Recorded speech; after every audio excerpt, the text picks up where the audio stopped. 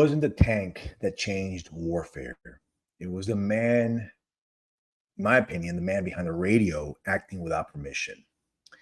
And they didn't just fight wars, they basically redefined how wars are fought. Because before them, armies waited for orders. And after them, they started moving with intent. The Wehrmacht, this was a machine, but its fuel wasn't steel, it was initiative. So let me give you a breakdown of the German Wehrmacht and sort of its origins, right? The doctrine and philosophy. And this is basically the art of obedient disobedience, if you will. So the Germans had what thing they called the Auftragstaktik, which is German command culture that was rewired for the battlefield. And in this, the orders were fluid, the objectives were fixed, but if reality changed, the frontline officer changed with it without waiting for permission. For example, in Normandy, platoon leaders split from the plan just to exploit cracks in, the Allied lines, and they were praised for it. This is something reminiscent of Helmuth von Moltke, which is what the elder taught, right? No plan survives first contact. Basically, anyone's ever been in the military, they know that whatever you plan, as soon as you try to execute on it, you better scrap it and go to plan B. So in other words, it's sort of like victory belongs to the bold, not the bureaucratic. And the strategy had to move as fast as the reality shifted. Their doctrine was something of a mix between the spiritual and scientific. And war wasn't about obedience, it was about intelligent disobedience. Let me give you an analogy. Imagine you're boxing and it's round 1 and you're jabbing and you're feeling the opponent out. Again, and you're calm and you're technical and you're calculating. Now imagine that your opponent is 1988 Mike Tyson and you don't get to feel anything out. He's bobbing, weaving, closing the distance with, demonic speed, and every punch has murderous intention. That was the Wehrmacht in 1940. The Blitzkrieg was Tyson in round 1. Not just speed, but speed with violence. Not just movement, but movement with annihilation. Now, let's go over a little bit of this Wehrmacht, right? The organization, this war by design, not by sort of a Hail Mary, right? By chance. So they had a general staff. And these weren't just war planners. They were warrior scholars. These guys were elite. They were apolitical. And they were embedded at every level. Their job, very clear. Make chaos legible. Then make it winnable. You have a Volksgelb, the plan that shattered France in weeks, which was the greatest army at the time in 1940, and was refined for years in simulations and in war games. Now the Corps, they also had an ecosystem. Each unit was modular, self-contained. It had infantry, artillery, engineers, logistics, and signals, and these were all under one roof. So Allies called for reinforcements, but for the Germans, is their reinforcements, if you will, were already there. Now, let's look at the tactics. This thing that made the Blitzkrieg a myth, made it real. Speed, basically. So speed of the devil, speed of shock.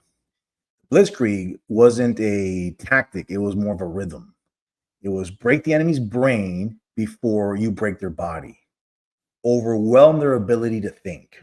So again, back to France, 1940. The Germans bypassed the Maginot Line, right, through the Ardennes and reached the Channel in something like 10 days. And of course, after that, command paralysis followed, right? So this was combined arms and motions. Tanks didn't work alone, and infantry didn't work alone, and the bombers didn't bomb blindly. They moved as one. bombers, the Stutzkas, didn't just destroy targets, they created opportunities. And again, this was for armor to just exploit. Another thing was with the pronounced in German, the Schwerpunkt, which is hit one spot with everything you've got, break the line, and then you exploit the panic, and then you collapse the front. Every part of the Wehrmacht revolved around finding and breaking that one soft point.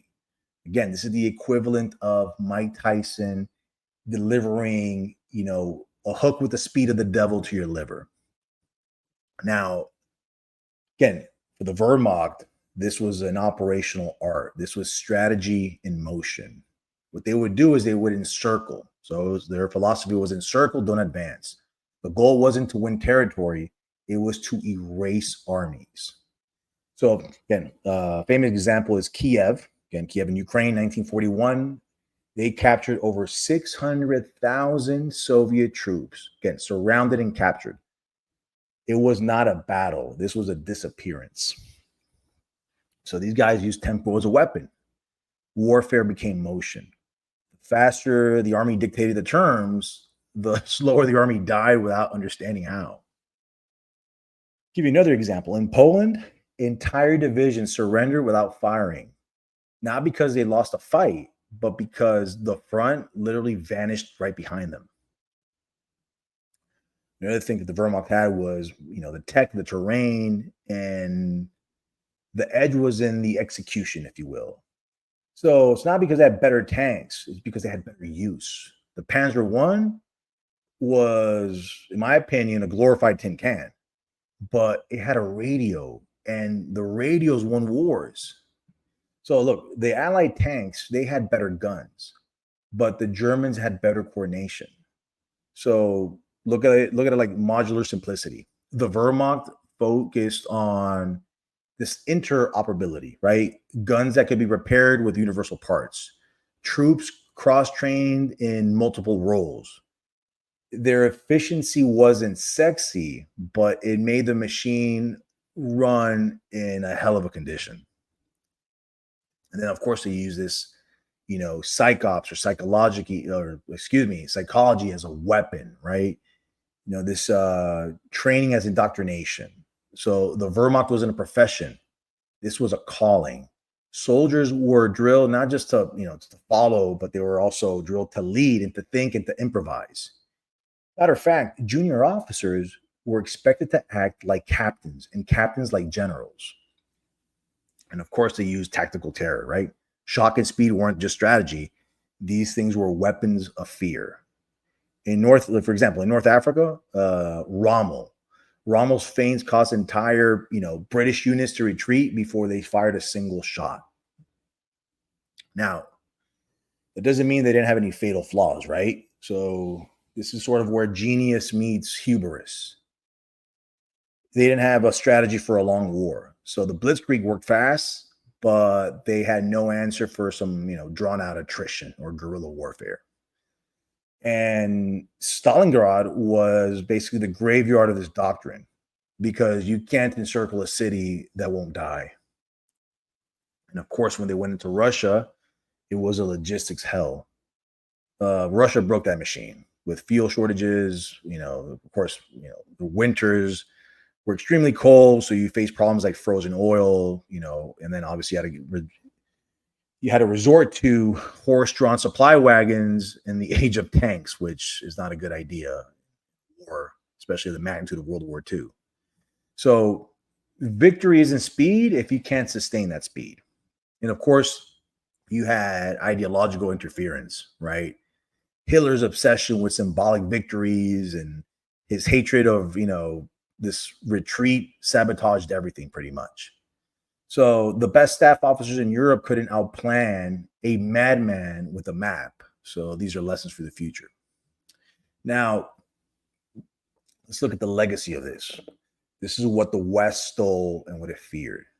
So mission command lives on. Every NATO doctrine today, from the US Marines to the British infantry, they train junior leaders to act independently based on intent.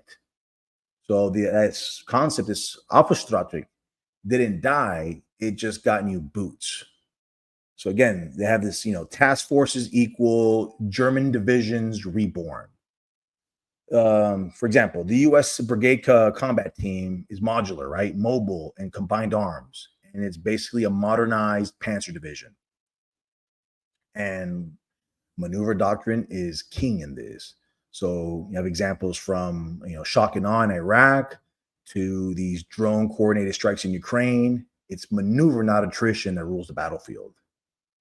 Now, the Wehrmacht didn't win the war, but it won the future of how wars are fought. And, ultimately the Wehrmacht wasn't invincible, but it was revolutionary.